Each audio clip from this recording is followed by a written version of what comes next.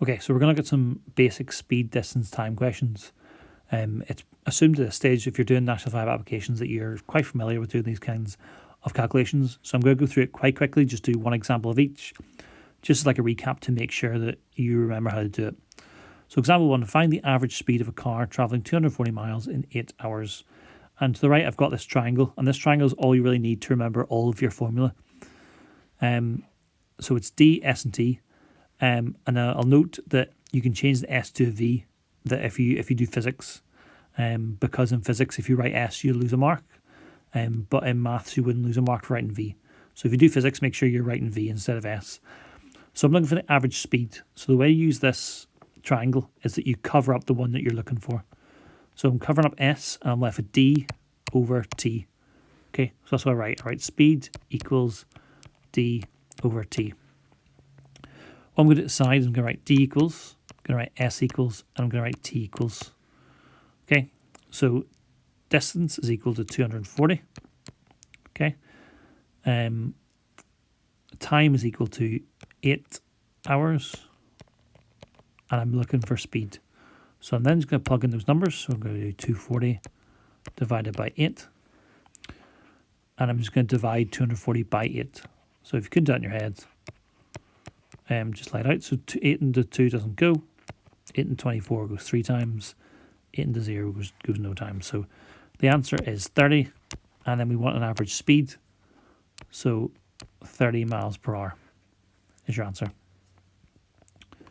Example 2. Find the distance travelled by a car travelling or driving 28 miles per hour for 4 hours.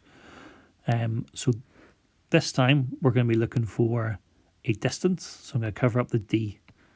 So we've got S and T. So S and T in maths, whenever things are beside each other, it means you multiply them. Okay, for example, like 4x means 4 times x. So S and T means S times T. So D equals S times T. And I'm going to write D equals S equals and T equals. So the speed is 28 miles per hour.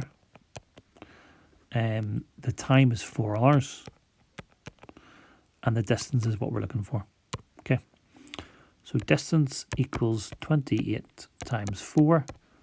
So we're going to do 28 times 4. I'm just going to lay it out as a calculation.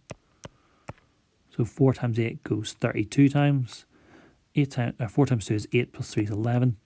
So it's 112. And again, just remember that you're looking at a distance. So we've got miles per hour, we've got hours. So it's 112 miles. Make sure you've got that unit in there. Example number 3, find the time it takes for a car to travel 180 miles at an average speed of 45 miles per hour. So we're looking for the time, covered up, D over S. So T equals D over S. D equals S equals and T equals. So distance is 180, speed's 45, and the time is what we're looking for. So time equals 180 over 45. So we're dividing 180 by 45.